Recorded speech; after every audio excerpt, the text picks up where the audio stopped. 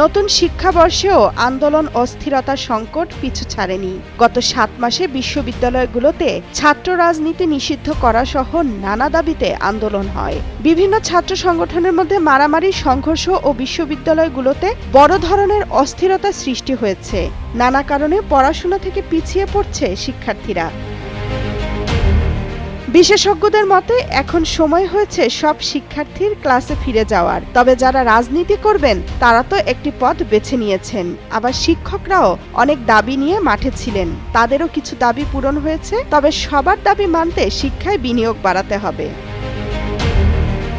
২.৫ মাস সঠিকভাবে পড়াশোনা করতে পারেনি স্কুল শিক্ষার্থীরা। চলতি শিক্ষাবর্ষে নতুন কারিকুলাম বাতিল করে ২০১২ সালের কারিকুলামে ফিরিয়ে আনা হয়েছে। খুব কম সময়ে পরিমার্জনে কাজ করতে গিয়ে দরপত্র প্রক্রিয়ায় দেরি হয়ে যায়। সব বই পেতে পেতে অনেক দেরি হয়। রমজানে স্কুল বন্ধ থাকায় শিক্ষার্থীরা বই না নিয়েই ছুটিতে চলে গেছে। মাধ্যমিক ও উচ্চশিক্ষা অধিদপ্তর সূত্র জানায়, দেশের ৩২,০০০-এর বেশি এমপিওভুক্ত শিক্ষা প্রতিষ্ঠানে বর্তমানে লক্ষাধিক শিক্ষকের পদ শূন্য।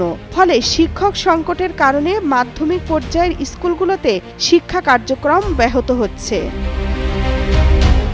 বেতন ভাতার দাবিতে গত ৭ মাসে একাধিক শিক্ষক সংগঠন রাজধানীতে অবস্থান কর্মসূচি, অনশন, কর্মবিরতি, বিক্ষোভ ঘেরাও সহ নানা কর্মসূচি পালন করেছে। অনেক সময় শিক্ষকদের আন্দোলন থামানোর জন্য জলকামান, লাঠিপেটা ও সাউন্ড গ্রেনেডের ব্যবহার করতে হয়েছে আইনশৃঙ্খলা বাহিনীকে। শুরুতে অন্তর্বর্তী সরকারের শিক্ষা ও পরিকল্পনা উপদেষ্টার দায়িত্ব পান ডক্টর ওয়াহিদুদ্দিন মাহমুদ। গত ৫ মার্চ শিক্ষা মন্ত্রণালয়ের নতুন উপদেষ্টা হিসেবে দায়িত্ব পেয়েছেন অধ্যাপক সিআর রায়। এখন শিক্ষা সংশ্লিষ্ট ব্যক্তিরা তার পদক্ষেপের অপেক্ষায় রয়েছেন। এদিকে প্রাথমিক শিক্ষার্থীদের ঝরে পড়া ঠেকাতে স্কুলে গেলেই খাবার পাবে ৩১ লাখ শিক্ষার্থী। তাদের ফার্টিফাইড বিস্কুট, কলা বা মৌসুমি ফল, বান, ডিম ও ইউএসটির দুধ দেওয়া হবে।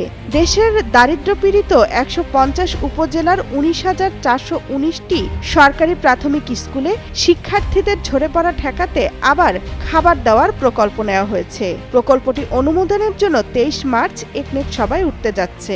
এতে ব্যয় ধরা হয়েছে ৫,৪৫২ কোটি টাকা। তামান্না তাহসিন খান, কালের কণ্ঠ।